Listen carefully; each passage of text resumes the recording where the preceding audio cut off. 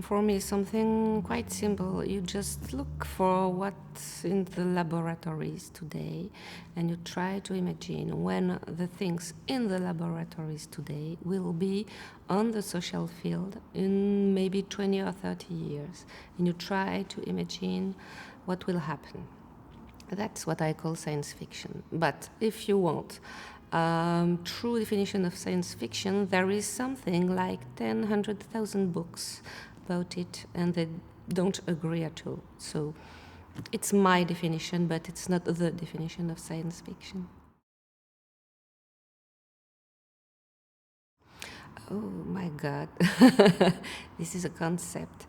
Intelligence is probably something like curiosity. For me, an intelligent person, it's someone with a lot of curiosity. That's the way I see intelligence.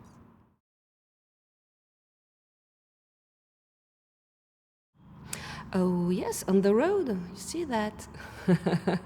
It's kind of the day after science fiction. And another Mad Max, everything very desert, very hot, only sands and sun, and some dumb motorcycles. I think with the climate change, climate warmth, it's maybe our fate.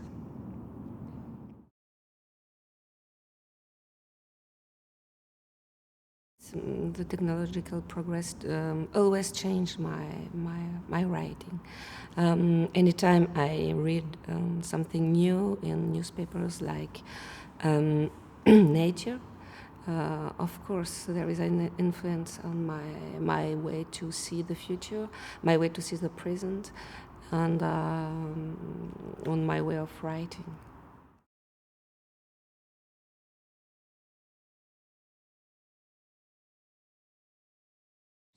I remember something, A Brave New World. It was really a forecast of biotechnologies. And 1984, it was really interesting because of telescreen. Do you remember the telescreen in 1984? And at the end of the book, Orwell says, "We will all love Big Brother." And I remember I said to myself, no, we will never love Big Brother. And how many screens do you have? Do you have a smartphone? Probably. Do you have a tablet? Probably. Do you have a PC? Probably. We have 2 or 3 telescreens, and we love them, and we cannot live without them. And I suddenly discovered how much Orwell was right, that we love Big Brother, and that's a nightmare, I think.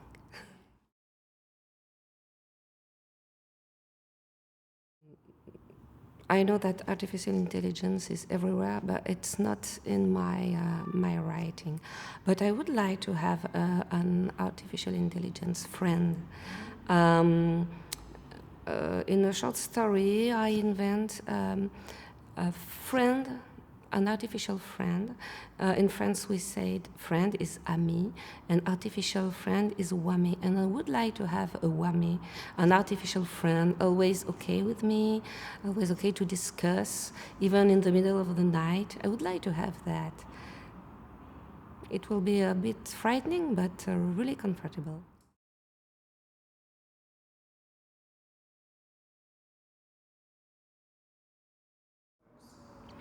I would like Terry Pratchett work, but I will hate that Terry Pratchett would be replaced by an artificial intelligence.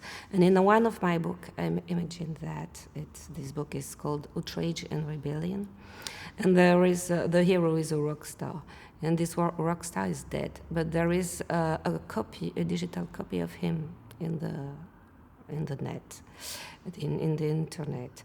And a lot of people are very happy to meet this digital copy of the rock star and to talk with him and to play music with him, except his friends, because his friends knew him, and they knew that the particularity of that man is that he was really unpredictable.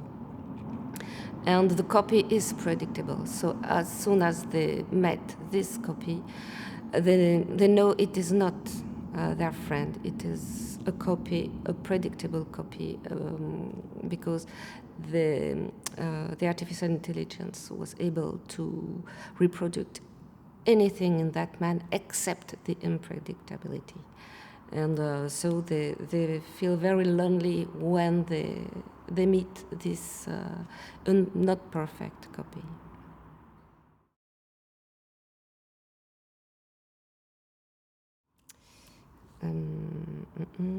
Swarm intelligence.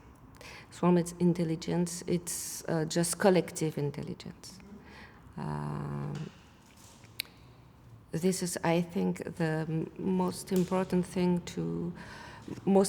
word to swarm intelligence. It's collective intelligence. This is the way some AI are not intelligent by their own, but together they are intelligent. And I think that we must gather together to become more intelligent than all human we are.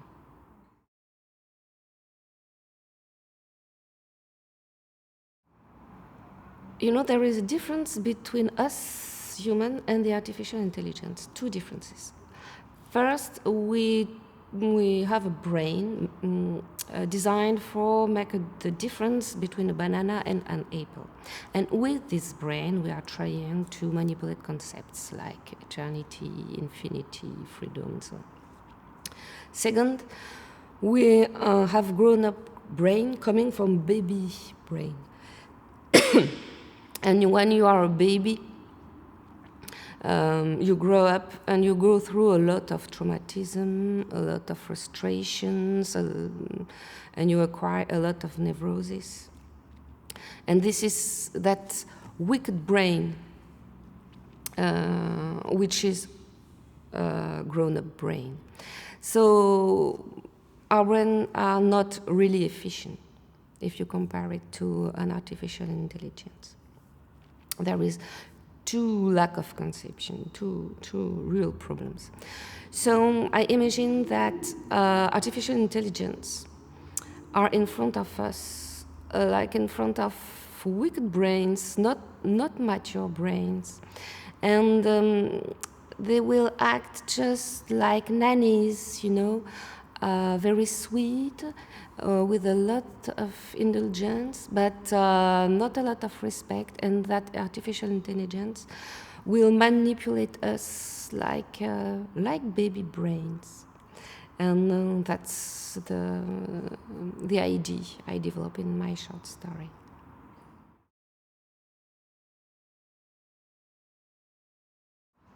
I think that the best thing for the moment for the artificial intelligence, it's in I think it's in the medical approach to help physicians to put diagnosis, and for the moment it's the best thing to do with artificial intelligence. If you have to identify a cancer, it's better done by machines which can read 100,000 photos and put the right diagnosis at the right moment and help the physician, not replace the physicians, but help them. I think that's really useful. Thank you.